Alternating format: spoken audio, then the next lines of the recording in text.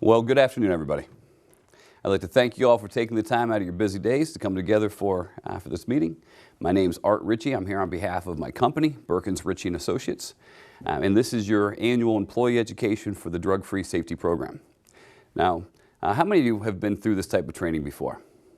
Okay, everybody? All right, fantastic. So you should have a basic foundation. Because this is the first year for your company going into this particular program or level of the BWC's program, I am going to go over some of the program basics. So please bear with me. I'll try to move through those basic requirements quickly and get into some of the big picture things that are going on in Ohio right now. All right. So with that being said, first order of business, I'm going to be passing around a sign-in sheet. It is essential that you please make sure that you put your name on here. I need you to print your name and sign your name. This documentation will be submitted to the BWC as part of your company's annual report. Please make sure you put your proper name on there. I like the name that's on your photo ID. If you go by Shorty or Left Dog or whatever, they won't know who that is if they do an audit. So I'm going to go ahead and pass this on, but please make sure first order of business that does get signed and submitted today. All right, so thank you. All right, with that being said, there are two primary reasons why companies participate in the drug-free safety program or the drug-free workplace program, as it's known in most states. The first is for obvious safety reasons. The most sacred obligation that any employer has is to make sure that all of their employees go home in one piece at the end of the day. They are required to provide a safe work environment free from identified hazards that are causing or likely to cause death or serious injury. So a commonly identified tactic to achieve that goal is to make sure that they're doing everything they can to maintain a drug-free work environment as well.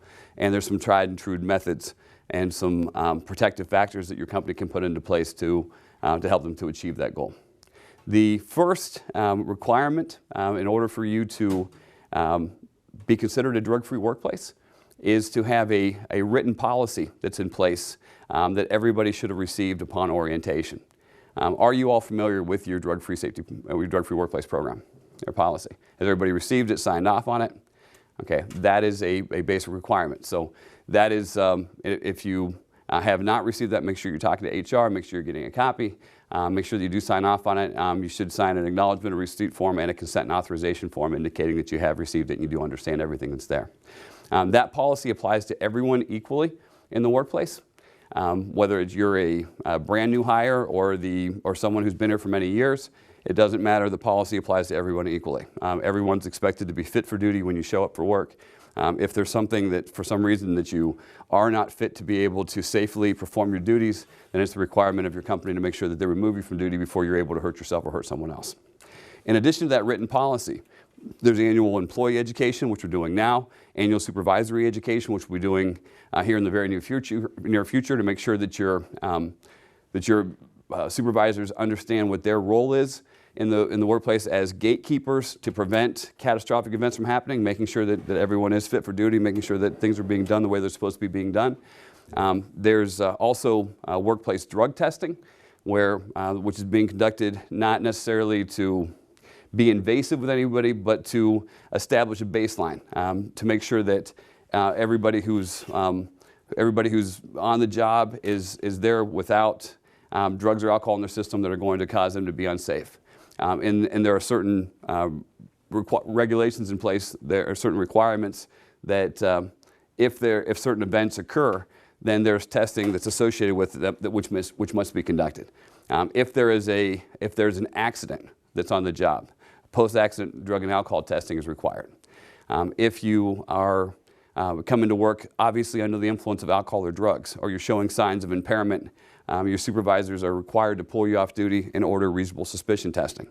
If you, before you can go on to a job site, you have to have met the basic requirement for at least an initial pre-hire drug screen. So before you can be placed on a job site, you have to obtain a confirmed negative drug screen from a qualified lab.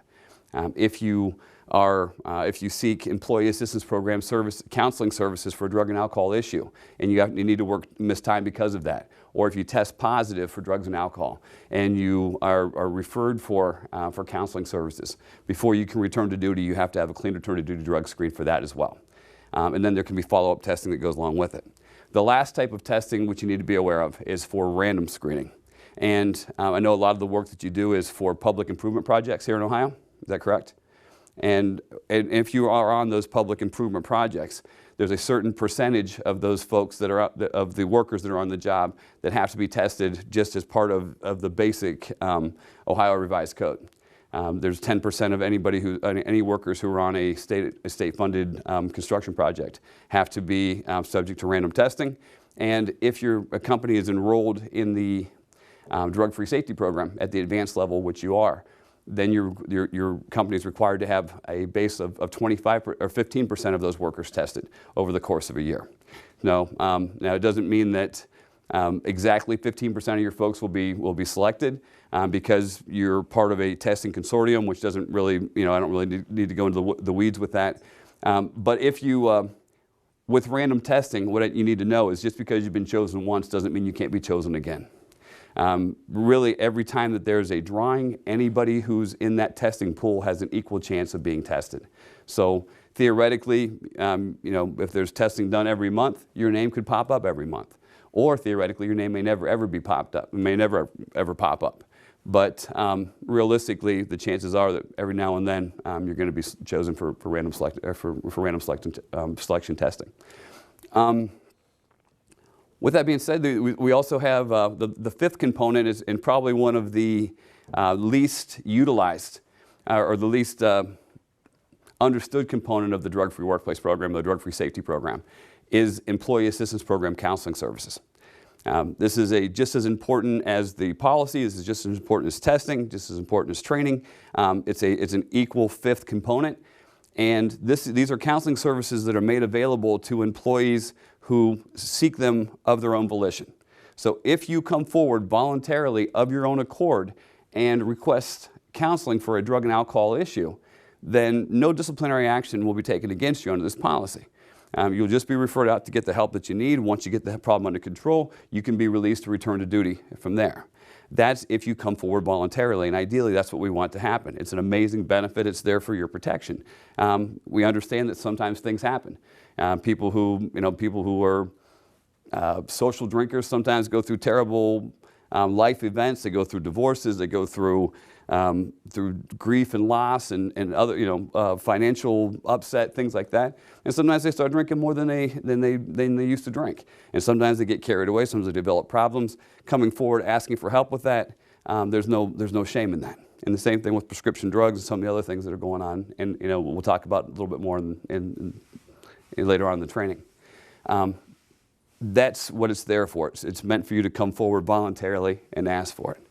However, if you don't ask for that, and if you try to have it both ways, you try to go on to safety-sensitive jobs with prohibited substances in your system, and you end up getting caught, you test positive, you have an accident where you have to go for post-accident testing and get discovered that way. If you come onto the job site, you appear to be impaired, and you get pulled aside that way.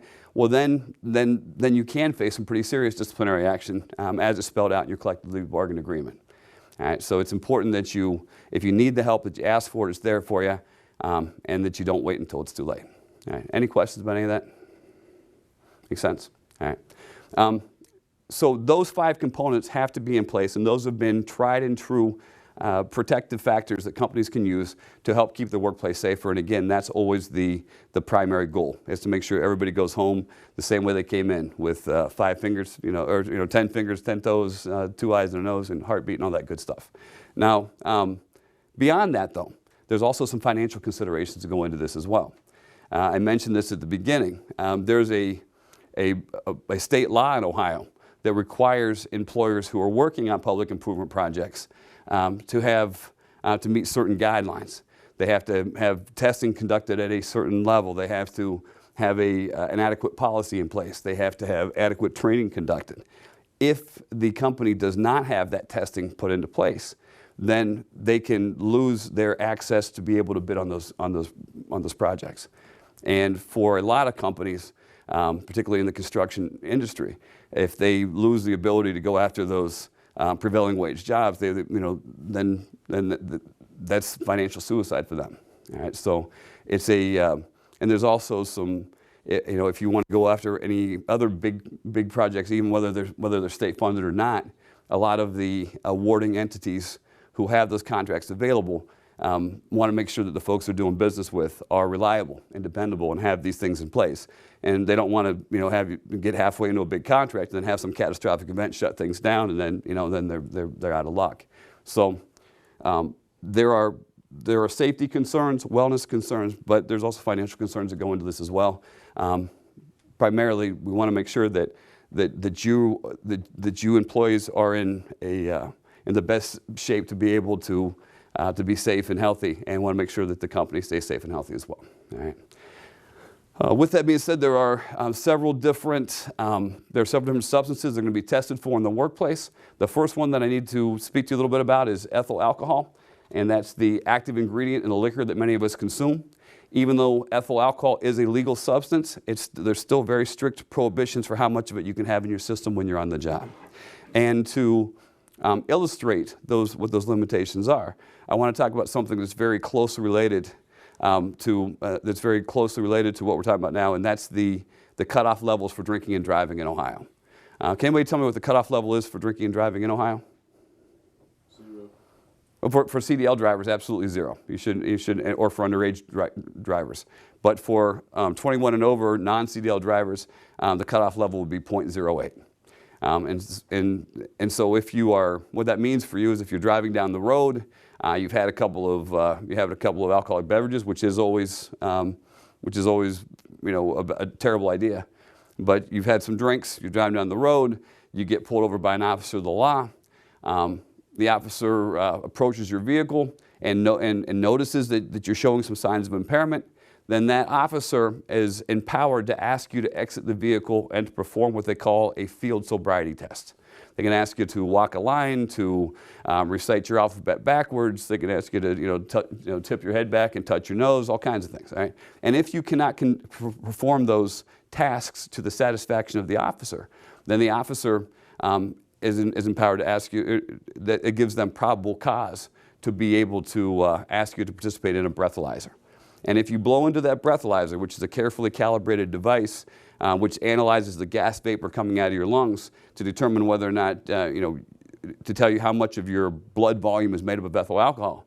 If you blow in that device and you light it up at a 0.08 or higher, then you're going to win the big grand prize. All right, you're going to be swept away for an all-expense-paid vacation at the expense of the county. Your car is going to be swept away too, and you're going to get charged with 2 offenses. You'll be charged with an OVI, which means you're operating a vehicle while impaired, and you'll be charged with a second violation, which is a BAC statutory violation. It means your blood alcohol concentration was in excess of the allowable limit for motorists in Ohio. 2 charges, 2 fines, and your next couple of days are going to get pretty complicated. All right? And it doesn't take much for the average adult to get there. For the average adult, it takes about 3 alcoholic beverages consumed in an hour's time to get you to a 0.08 BAC. Is that a lot of alcohol? But from your perspective, well, it depends on your perspective, right? I mean, for me, 3 alcoholic drinks in an hour would be a tremendous amount at my age. And maybe 20 years ago, it might have been lunch on Tuesday. I don't know, but but it certainly is enough to put you over the line. And so it's important that you understand. And a lot of times people don't go out intending to get drunk. They don't go out intending to get a DUI. But say you got a situation like maybe you get you run into a friend and says, hey, let's get together for happy hour and have a quick drink and catch up. So you say, okay, no problem, and you make plans. And you go in there with a good game plan. You're going to go in and have one quick drink, tell a couple stories, and catch up, and then you're going to hit the road. You got things you got to take care of. So you get off of work, you go to the watering hole, you have a couple of, you order your beers, you start telling a couple of stories. Next thing you know, your beer's gone, the story's coming to an end. You thank your buddy, say, it's great to see you, but now I got to get going, I got things I got to do. And all of a sudden, your friend starts putting the hard press on you. Start saying, hey, we haven't seen each other for so long, stick around for one more, come on, it won't kill you. And so you kind of give in to peer pressure, you say, okay, I'll stick around for one more, but then I really got to go. All right, so you order the second drink, now your toes kind of tapping, you're kind of half in the conversation, but you let you finish your beer, you let the person finish their story, and then you thank them, say, hey, it's good to see you, but now I really got to get out of here. And just as you're getting ready to escape, you bump into another friend who's walking around with a tray full of shots. All right, and this friend sees you and he lights up like a Christmas tree. And he says, dude, I can't believe I ran into you. You know what? I've been looking for you. I get the best news ever. Monica and I, we've been trying to conceive a child. Well, $20,000 later, it took. I'm going to be a dad. I never thought it would happen, but I'm going to be a dad. He says, hey, have a drink with me, man. Come on, toast my success. And how in the world do you say no to that? So your buddy slaps down a rocks glass with 3 fingers of Stolies in it. Raises the glass up and says, salud. You toast to his good health and to his good fortune. Throw back your shot. So now you got the equivalent of 2 beers and probably equivalent of 2 or 3 shots in your system. And now you say, okay, it's great to hear you. I'd love to, great to see you. I'd love to hear all about it. But now I got to get on the road. And so now you're kind of in a little bit of a hurry. You jump in your vehicle. You're heading down the road, maybe going a little faster than you should. Next thing you know, you got blue and reds behind you. And I've had clients over the years who got off of work at 4:30, 5 o'clock, who were sitting in a jail cell by 6:30, 7 o'clock with an OVI. I actually had a client one time who got an OVI on his lunch break, which didn't go over very well at all. Yeah, that's frowned upon, I guess. So, anyway, 3 drinks in an hour's time. It's not that unbelievably large amount of alcohol, but it's important to be aware that the limits can be pretty low. 3 drinks in an hour's time gets you to 0.08, got you a whole bunch of problems. However, in Ohio, you don't have to be arrested, or you don't have to have a 0.08 BAC to be arrested for an OVI. Do you know this? In Ohio, you can be arrested for an OVI with a blood alcohol concentration as low as 0.04 if you meet other criteria. See, because Ohio is a per se state, it means law enforcement officers are trained to recognize signs of impairment in their drivers. So if they pull you over and you're showing signs of impairment, they're empowered to ask you to exit the vehicle. If you fail the field sobriety test, it creates probable cause for them to have you blow into the breathalyzer. You blow into the breathalyzer and you light it up at a 0.04 or higher. Because some adults begin to show signs of impairment of 0.04 in standardized testing or in objective testing. Some individuals begin to show signs of impairment at that 0.04 BAC. Then they can use the presence of alcohol. They can assign it a causal relationship to the impairment that you're showing. So even though you don't hit that 0.08 BAC, you can still be arrested for the OVI. You're still getting your car towed away. You just don't get charged with a BAC statutory violation. All right, but 0.04 takes about 2 alcoholic beverages in an hour's time for the average adult to hit that blood alcohol concentration. In the workplace, for most safety-sensitive workers, that limit is even lower than that. It's a 0.02. It's the equivalent of 1 drink consumed in an hour's time. And the reason why they set it so low is because the expectation is that you should have 0 alcohol in your system when you're on the job. You're not supposed to have any when you're working. All right? And they don't want people finishing their last beer in the parking lot and then stumbling into work. They don't want you going out at lunch and drinking a 2-martini lunch like Mad Men. This is it's a different day now. The expectation is you're fit for duty when you're there. They don't want you pushing the limit. So if you go into work, if you're showing signs of impairment, you've got the alcohol, you've got alcohol in your system. Blow higher than a 0.02, you're not only getting pulled off the job, but that's considered a verified positive test under the drug-free safety program. Right? So you just can't. So in order to avoid that, I want to go over with a very important piece of information. For the average adult, we will metabolize or we will break down about 1 alcoholic beverage per hour. And for our purposes, an alcoholic beverage is the equivalent of 1 12-ounce can of beer, 1 5-ounce glass of table wine, or 1.5 ounce shot of 80 proof liquor. So whether you're doing a shot of Jim Beam or having a 5-ounce glass of Riunite or a 12-ounce bottle of Budweiser, it does not matter. Each of those contains the same dose of pure ethyl alcohol. Have you heard the expression "pick your poison" before? It's the same. The meaning applies here too. It doesn't matter which of those beverages you're consuming; they each contain the same dose of poison, the same dose of ethyl alcohol. And so, and for our purposes, our bodies, on average, will metabolize about 1 drink per hour. So if I came in today and I said, you know what, guys, I got some amazing news. You're not going to believe this. Yesterday on the way back from my afternoon class, I stopped off and got some gas. I, just was bored. I bought a couple of scratch-off lottery tickets, and I scratched one off, and I won $2 million. And I was so excited when I won. I called in and I spoke with Margaret and I asked her if I could, maybe postpone the class today. She said, well, it's too late now. We already got things set up. So I said, okay, I'd compromise with her. I'd come over to do the class, but I wanted to know if you guys, since you were all at the end of your day, if you could all celebrate with me and have just one quick drink with me. And so in this made-up fantasy, nonsensical situation, which didn't really happen, Margaret said, sure, what the hell, go ahead and bring in a bottle of booze. Why not? And so I came around, and for those of you who cared to join me, I poured you all a carefully measured 1.5 ounce shot of booze. We all raised our glasses, and we toasted to my good fortune, because why not? It's a drug and alcohol class, right? And so we threw back our shots, and then I got busy teaching the class. All right, we got through. I taught for about an hour. The class was finished. When we got done, I made sure that I reminded you all to make sure you signed in so you got credit for being here. And then I asked those of you who cared to, on the way out of the door, to please line up in the back of the room so that we could participate in an informal study. And I asked those of you who were back there who cared to blow into a breathalyzer on the way out of the room to see the rate at which your body had metabolized the alcohol that we drank.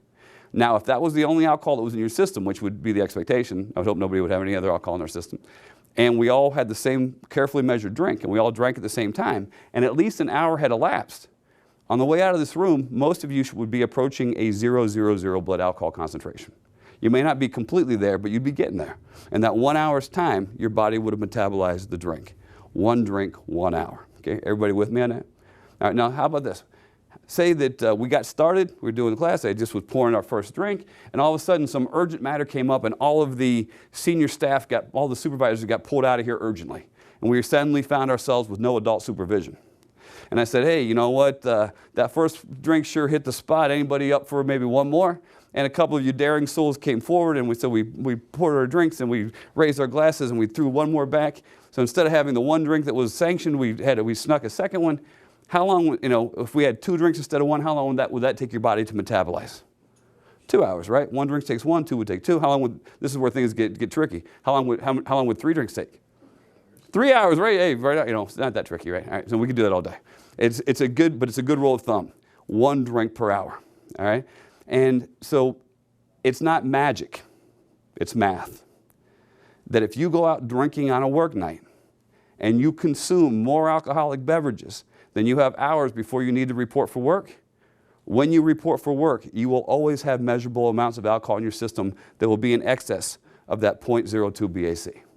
You will always be in violation of your workplace policy. You will always be putting your job in jeopardy, and likely have a high enough BAC that you're putting yourself and other people in physical danger because of the impact it would have on your psychomotor skills and such. All right. Any questions about that? How many of you could have told me that 1 drink per hour thing before we got started? Okay, that's kind of what I would hope, particularly if you've been through this before. If I had passed out like a true and false pretest, just to get an idea of what you were familiar with, how many of you would have gotten that right on a pretest? Yeah, everybody, right? And if I pass out a pretest next year, how many of you will get it right then? Everybody, right? Yeah, I spent a lot of time on it, right? And it's deliberate, all right? Alcohol is the most common drug of abuse in the country. You hear a lot about opiates, you hear a lot about weed, you hear about other stuff. Alcohol is the drug of abuse that still kills most people every year. In 2014, the number of opiate overdose deaths, when we're talking about opiates, we're talking about heroin, we're talking about the narcotic pain meds, Vicodin, Percocet, Oxycontin, morphine, fentanyl, drugs like that. In 2014, there were over 27,000 opiate overdose deaths in the United States. Any idea how many alcohol-related deaths there were in that same year? Over 81,000. So a lot of people focus on the opiates, alcohol. It does its damage on the American population as well. Beyond alcohol, then before I move on, how much alcohol should you have in your system when you're on the job? 0, right? If you got anything more than a .02, you're going to be in violation of your policy. All right. Beyond alcohol, there's been a lot of buzz, no pun intended, going on in Ohio about what's going on with House Bill 523. Anybody familiar with that? Ohio's new medical marijuana law. In June of this year, Ohio passed the House Bill 523, which was our medical marijuana law. And when they did that, Ohio became the 26th state in the United States that has a medical marijuana law. Since then, I know that 2 other states look like they're likely going to pass as well. So we should be at 28 by the end of the year. With that in mind, now more states have medical marijuana laws in place that don't have it. But even with that in mind, Ohio's medical marijuana law is one of the most restrictive. It's one of the most narrow medical marijuana laws that's been passed. There are 22 states now that will have no medical marijuana laws, so those will be certainly more restrictive than what we're going to have. But for all the states that have it, ours is right there at the top for the most restrictive, and that was by design. This was passed with a lot of skepticism. There's a lot of people that had some reservations about it.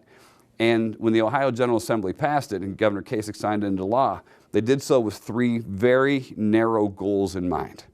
The first was to alleviate suffering among really, really sick Ohioans. The second was to control the process so that they could have a marijuana law in place that they could live with. And the third was to protect the workplaces, to protect employers so they could maintain safe and drug-free work environments. And if those were the goals, I think they were pretty successful in achieving them, at least up to this point. Now, I'd like to go through each of those goals quickly just to make sure we have a good understanding of what this law means to you. Now, the first goal was to alleviate suffering among really, really sick Ohioans. And in order to do that, Ohio, when they wrote their law, they made sure that they listed some very specific illnesses that would qualify for access to medical marijuana products. There were, again, this was a piece of legislation, and anytime that a piece of legislation is passed, there's often has to be some give and take. There's some people in the room that want one thing, other people in the room that want something else, and they have to compromise in order to get it passed, and that's the way it was with this law too. And there were some people in that room that were very concerned that this medical marijuana law was going to be passed as a fig leaf. It was going to be passed as window dressing just to usher in recreational marijuana use.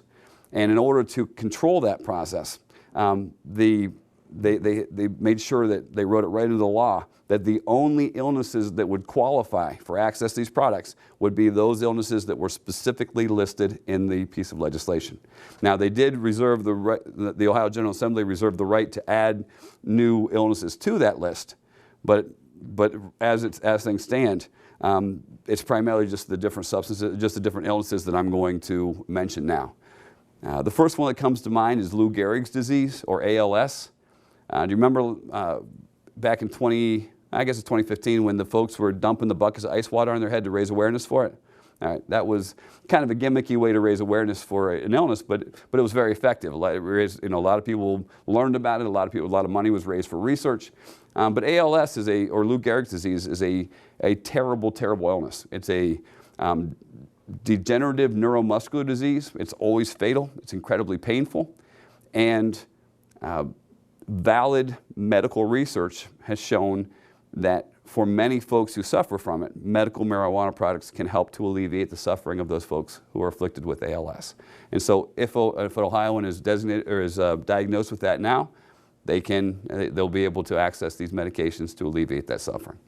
If they're diagnosed with AIDS, if they're diagnosed with cancer, if they're diagnosed with crippling arthritis or crippling ulcerative conditions or debilitating seizure disorders or post-traumatic stress disorder from military combat or other life trauma, if they're battling crippling depression or anxiety, if they have fibromyalgia, if they've got chronic intractable pain, then they'll be able to visit doctors who are specially trained to be able to make recommendations for them to use these different medical marijuana products to treat their illnesses.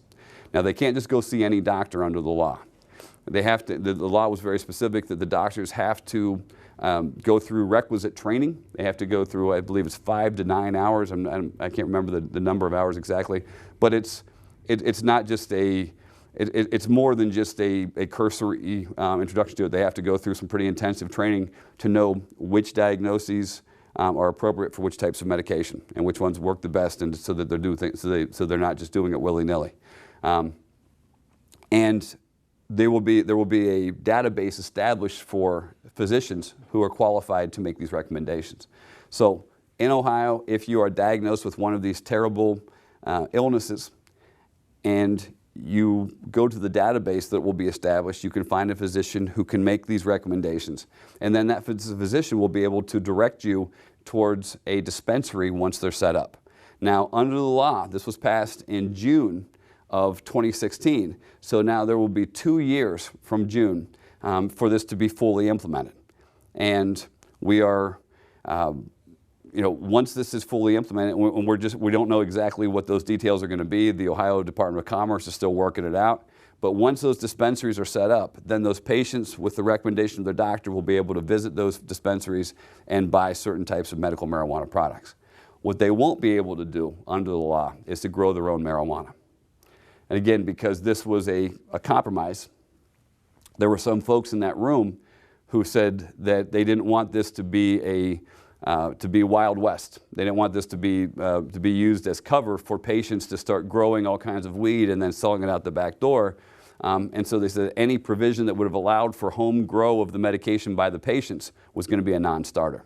They also said if this was truly about promoting good health and alleviate suffering, then they didn't see any pathway forward where smoking anything could be consistent with good health. And so they said that they made sure they wrote that into the law, that patients will not be able to smoke raw natural marijuana products. So they can't grow their own, they can't smoke raw natural weed. I think that'll help them control the process too, so that they can tell where it came from and how they got it and all that, just like with other medications. But that doesn't mean that there's not going to still be plenty of different medical marijuana products which will be available. Under this law, probably the most common form of medical marijuana will be the little cartridges of THC, the marijuana extract that we'll put into little cartridges that will be inhaled through vaporizer pens.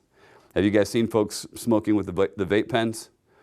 You know, my wife and I got invited to a barn wedding this summer, and it was a bunch of. It was the first time I really experienced the generation gap, where I really felt old, you know. I've always kind of thought of myself as kind of young and hip, and I went there and there was a bunch of hipsters, and I realized I'm really not anymore, you know. And a lot of folks were walking around with their vape pens and blowing these big giant dragon clouds of you know. And so I guess instead of having, I don't know if you guys know what I'm talking about or not, but instead of having the little cartridges of the tobacco juice in there, they'll have the marijuana juice in those instead, and they'll be able to go and buy those.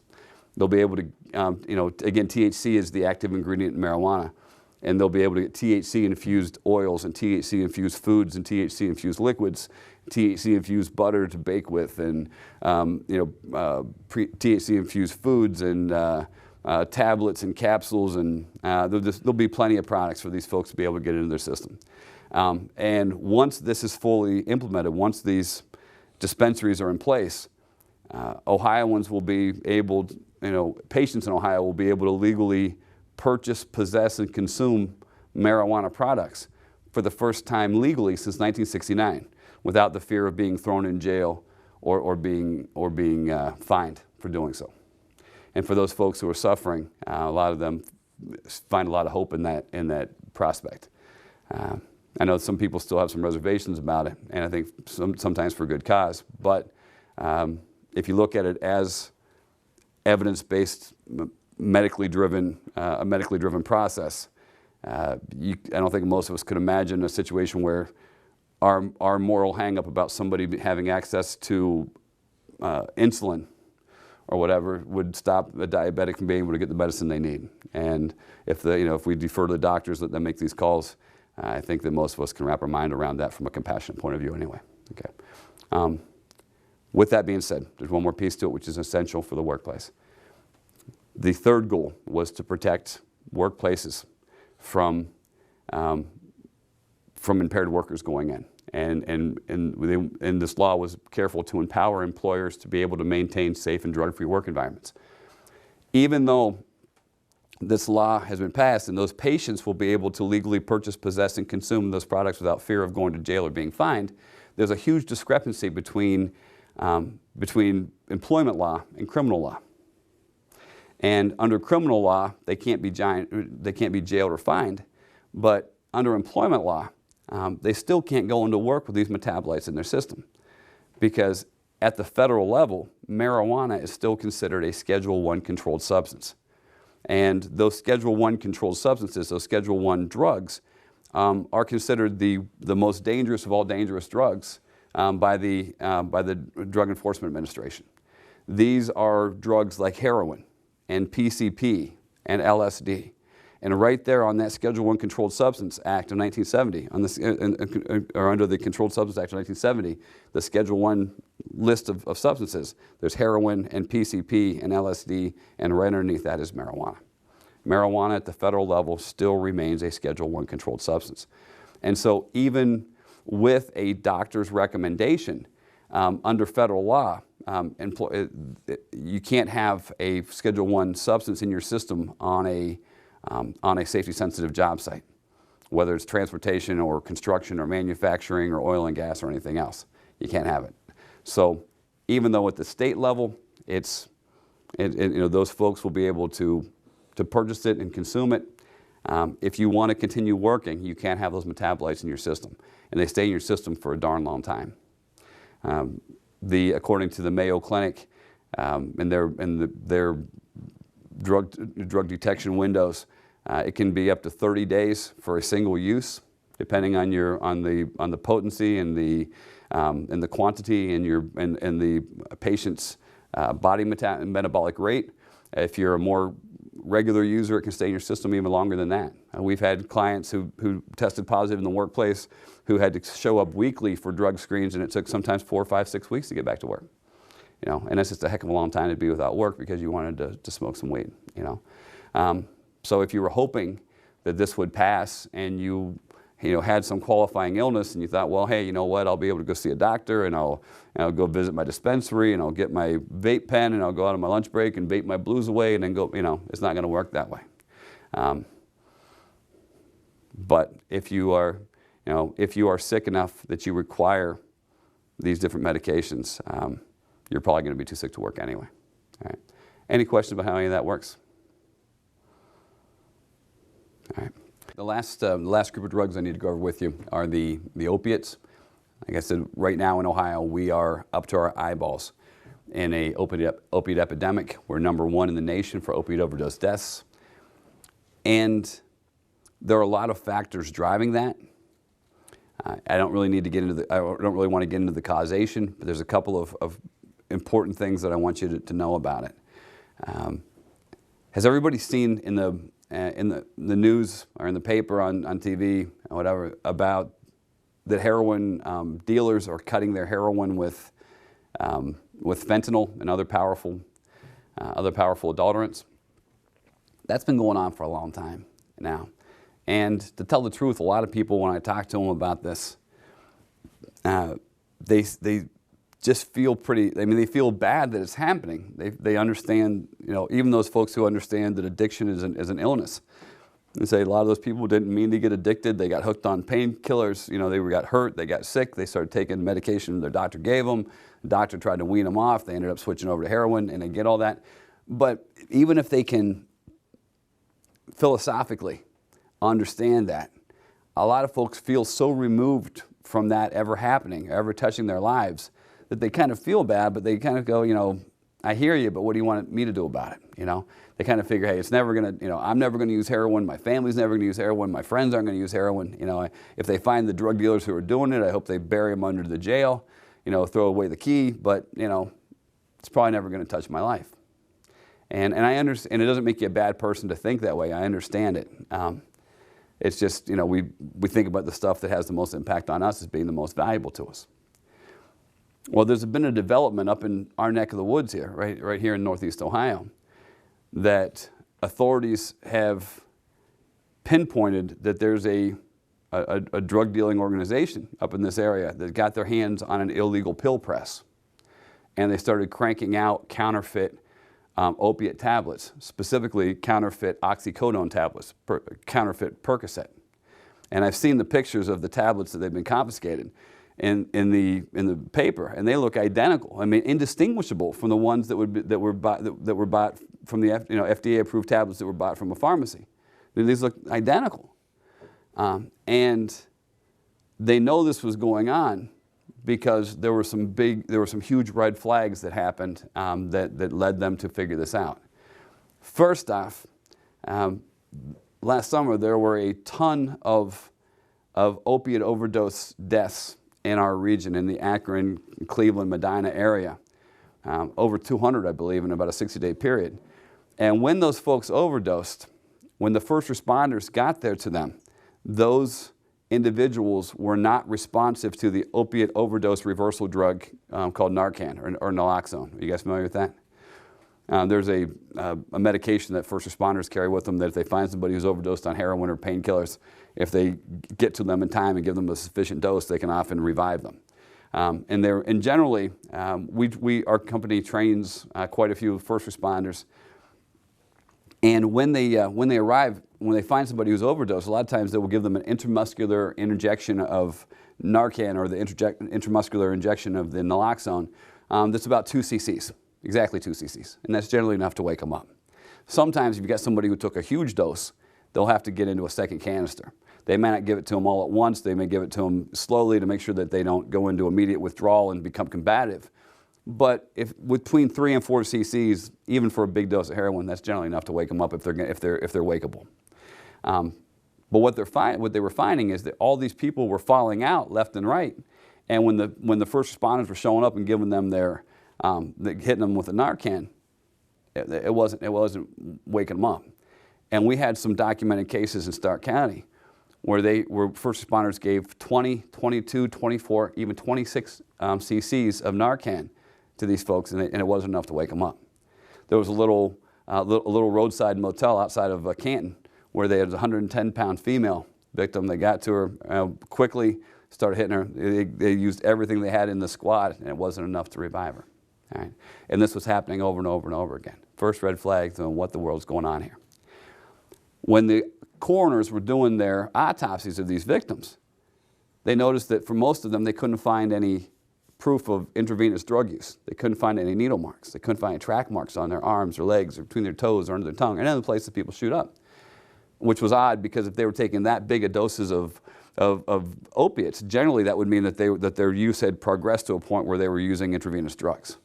But that wasn't the case with most of these victims. And then then the third red flag was when they interviewed the families of the victims and they were asking them what was going on. They told them that these folks did not have criminal histories, that most of these folks did not have any history of illicit drug use. But one common denominator that a lot of those folks had was that they had an ongoing pain concern, an ongoing pain issue that they were seeing a doctor for, that they were under a doctor's care to manage. And that once a month, they would go to their physician, they would pick up a paper prescription for a narcotic drug. They would take it to the pharmacy, fill it, and they would take, those pills every month. And so they had that to start with. All right? So with those clues, the coroner, to their credit, went back to square one and started looking at the evidence from these different crime scenes. And what they found was a lot of the folks who fell out, a lot of the folks who overdosed, they found them in the possession of narcotic tablets at the time of their overdose. But the first responders didn't think anything about it. Because they said, hey, opiate overdose, opiate tablets, what are you going to do? Not a big stretch. But at the time, they didn't think much about it. They were clearly marked. They looked exactly like the ones you get from the pharmacy. They didn't think anything about it. Now, all of a sudden, they did. They sent them off to be examined. And when they cracked them open, and they did the forensic examination, they found out that instead of having oxycodone in there, which was the active ingredient in Percocet, instead of having oxycodone in there, they were chock full of a very powerful veterinary drug called carfentanil. Carfentanil is a painkiller anesthetic that's used on huge animals in captivity, like elephants and rhinoceroses and hippopotamuses. or hippopotami. I don't know. What's the plural? I don't know. And this was, and when you look at the potency chart for opiate drugs, have you ever heard of you've heard of fentanyl that they use on humans, right? Fentanyl is a very powerful narcotic, a very powerful painkiller that's used like during surgeries and used in end-of-life care, like during palliative care. Somebody's got terrible bone cancer, stomach cancer, a lot of pain, they're terribly burned up. Then the doctors will give them fentanyl because when they get that, they're not feeling anything. It's about 100 times more potent than morphine by volume. 100 times more potent than morphine by volume. Carfentanil is 100 times more potent than fentanyl. So do the math. If you're looking at 100 times 100 is what? 10,000, right? So carfentanil is 10,000 times more potent than morphine. And these idiots, these murderers, these drug dealers, decided that they were going to make a batch of these pills, and I can almost see them doing the calculations. They're like, you know what? Well, morphine has an equivalent of this much to this much with the oxycodone, and you got 10,000, so we make a big enough batch, and then you carry the one, But they got their calculations wrong. And they made this huge batch of these pills, and they dumped them out on the street, and they went, and they disseminated, they dispersed. And we've got documented cases of folks dying as far east as Buffalo, New York. We got folks that died as far west as Indianapolis, Indiana. We got folks down in Louisville, Kentucky. You think they can get from Akron, Medina, Cleveland to Walton Hills? Guarantee they have. All up and down the I-71, I-77, 90, 80, people dying left and right from this. Okay. And what hits home about this is that there are a lot of folks.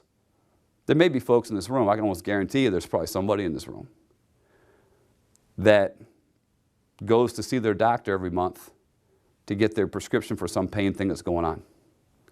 And they go see their doctor and they get their paper prescription, they take it to the pharmacy and they get their 60 pills or their 90 pills, and they're supposed to take 2 tablets a day or 3 tablets a day, but sometimes they got a tough day. Sometimes they wrench their back, sometimes they hurt their shoulder, sometimes they hurt their knees, give them some extra trouble, and instead of taking 2 pills that day, they take 3 pills that day or 4 pills that day or 5 pills that day. And on the other days, they still take the 2 they're supposed to take. So what happens at the end of the month? What happens to their pill supply? Short. They short, right? They run out. And they get to the 20th or the 21st or the 15th or whatever, and all of a sudden, no prescription left. And what happens to any patient who's been taking opiates for an extended period of time when they run out of their medication? Yeah, they crash, they go into withdrawal, right? They get dope sick. And when they get sick enough, and think about what's going on in this person's body, not only do they have this ongoing chronic pain concern that they're dealing with, now all of a sudden they're so sick that they're vomiting and retching and having intestinal distress and shaking and sweating and cramping, and every cell in their body hurts. So what do? Start asking around, right? Know anybody's got any Vikes, Perks, Oxys? Somebody help me out? They're asking friends, relatives, coworkers, neighbors. And they just buy up whatever they can because they're desperate. And some of those folks are getting a hold of these pills. And if they buy one of those pills that's chock full of this carfentanil, that's game over. That's it. It's one tablet, they're gone. So if you take nothing else that I shared with you today out of this class, please share that with your loved ones. Share that with your friends, share it with your kids. Because you sharing that, that there is no safe way to buy any kind of prescription medication from anybody other than the pharmacist. First off, it's illegal. It's a felony to do it. And beyond that, you don't know what you're getting. They get one of those, by passing that information along, not only can you save them from getting in a whole boatload of trouble, you may also end up saving their life. Okay? The last piece of information about this stuff that I want you to know about it, which is incredibly encouraging, is that there's a new medication-assisted therapy being utilized to help opiate-addicted individuals get off of opiate drugs once and for all. This is not like the old drugs like methadone or like Suboxone that you're replacing one thing for another. This is a medication that's being used to get heroin-addicted individuals or Oxycontin-addicted individuals completely off the stuff once and for all. This is a medication that's known as naltrexone. It's also known as Vivitrol. Have you guys heard about that in the news? It's a big deal, and it's very incredibly promising. Now, a patient who's addicted to these drugs can't just wake up one morning and say, you know what, I think I'm going to start taking Vivitrol. It doesn't work that way. You got to find a program that offers it. And once you find a program that offers it, then they have to commit to going into inpatient care for about 5 to 7 days. And the reason why they do that is so they can go through medically supervised detoxification, so they can get all the opiate drugs out of their system. Once they've done that under a doctor's care, make sure they get all the opiates out of their system is a really good reason for it. Then the medical staff can start offering them once daily tablets of naltrexone to make sure their body can tolerate it. They're going to draw blood, they're going to check their urine, they're going to make sure their body's tolerant, okay. Once they are convinced they can, then they're going to give them an injection of naltrexone into their large muscle group, into their glutes. All right? And once they get this injection of naltrexone, it creates a shield in their brain that lasts for about 28 days. During that 28-day period, when that shield is in place, then the patient can't get high from taking opiates. They try to shoot up heroin, they can't get high, their receptors are blocked. They try to pop Oxycontin tablets, can't get high. Now they're warned ahead of time not to try to take so many they can, because if they overwhelm it, then they can kill themselves, But they know not to take that chance. But taking a regular normal dose, they can't get high from it, they can't get the reward from it. That's a huge difference. But that's not the most important part. The most important part is that once this shield is in place, because of the way that the naltrexone interacts with the opiate drug, that if that patient tries to cheat, they try to shoot up dope, they try to pop these pills, that because that shield is there, and because of the way that the naltrexone interacts with the opiates, if they try to cheat during that 28-day period, then the patient's going to get violently, painfully sick. They'll get so sick they feel like they want to die. The way the doctor who trained us explained it to us was that if a patient who's taken the naltrexone injection tries to cheat once, they're likely never going to try it again. And if they'll get so sick, they're not going to do it again. And if they try it a second time, they're sure, in his quote, they're sure as hell not going to try it a third time. Absolutely miserable. And what it has the value of doing is retraining their body and their mind. That instead of chasing after this high, often till they lose everything, including their lives, that they learn to avoid it at all costs instead. And what it does is it buys time between the patient and their last dose of the opiate drug. So at 28 days, they take another dose. At the 2-month mark, they take another and another, until they're far enough away that they're giving their body the opportunity to get their body chemistry back to normal, to get it back to where it was before they ever used it in the first place. And once they get there and their life is back together again, then those folks often are able just to stop taking the naltrexone altogether, move on with their lives, and don't need anything, and they're able to get their lives back to where they were before they started using it in the first place. So this is incredibly promising. One last piece of information to drop on this. Every other approach that we've used in the treatment of opiate drugs, whether we're talking about cold turkey, whether we're talking about methadone or naltrexone, or methadone or Suboxone, the success rate was less than 1 in 10. We had less than 10% of the people at the 1-year mark who were able to maintain abstinence for a year using those methods. With the use of the naltrexone regimen, we're seeing those numbers go up to over 70% now. So we're from less than 1 in 10 to more than 7 in 10 at the 1 year, and often in some of these studies at the 2-year mark, those folks are still completely abstinent from the opiate drug. So that's incredibly, incredibly encouraging. So if you've got someone in your life who's struggling, this doesn't have to be, you don't have to lose them to opiate addiction. If you can, put the pressure on them, get them to examine it, you may be able not only to save their life, but you may be able to help them to get their life back. Okay. Any questions for me about any? Yes, sir. How could you tell if somebody is taking these opiates? What would their symptoms be? There's a lot. First off would be an insensitivity to pain, where the person is impervious, where they're taking, a lot of times they have a hard time staying awake, where they're nodding off. Have you ever visited someone in the hospital who's coming out of surgery, maybe taking morphine or whatever, they just can't keep their eyes open? That's a very common symptom.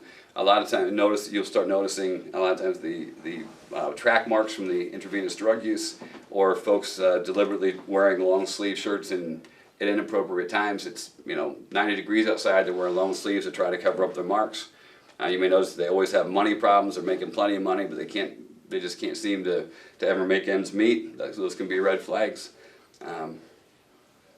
Slurring, sometimes they appear to be show drunk like they've been drunk on alcohol, showing those types of symptoms just without any odor of alcohol involved in it. And those can be some pretty common symptoms to look for. Any from the group, any other symptoms you can think of obviously that jump out? Like the strain in their voice. Their voice is more like strained out. Sounds like they're tired Raspy. out of it. Oh, okay. So for those of you who couldn't hear, just like more of a strained voice, raspy, and then out of it, having a hard time, staying cogent, or having a hard time keeping with a conversation, sort of going in and out. There's a fantastic video, if you have the opportunity to check it out. It's a documentary that was done by HBO called Heroin Cape Cod, USA. Anybody seen it? It's 73 minutes, really well spent. And it really goes through a lot of and one of the pinpoint pupils. Looking at, particularly with somebody with light eyes, light blue eyes, light green eyes, light brown eyes, your pupils are supposed to take up you know what a normal amount of your eye to be taken up by the iris is, and how much should they be with the pupil. When a person is taking opiate drugs, a lot of times their pupils will constrict, and they'll turn into little pinpoints. And so they'll have a big sea of blue, a big sea of green, and a little tiny black dot there. And the eye won't, the pupil won't adjust even if it gets darker, even if the lights are dim, the pupils won't get any bigger. That can be a big giveaway too. Now there's other medical conditions that can do that. I'm not trying to, I'm not trying to in 5 seconds here turn anybody into an expert on opiates, but those are some giveaways that you can check out with people, and then they can tip you off. It's a great question. Any other questions for me? All right. One last thought before I clear you out is, if you need help, remember, Employee Assistance Program services are available. They'll either be available through HR, or they'll be available through your union hall, depending on how your collectively bargained agreement spells that out. But if you need help, I can't urge you strongly enough, please don't wait. It never gets better, it only gets worse. And as much as you may be uneasy about the idea of getting help, it's there for you for a reason. And once you take that step, the hardest part is getting started. Once you take that step, it often just gets better and better from there. All right. I want to thank you all for your time and your attention. Please make sure again that you sign in so you get credit for being here, so you don't have to come back for that midnight session this evening. All right. All right. Thank you very much, folks. Appreciate you. Thanks, sir.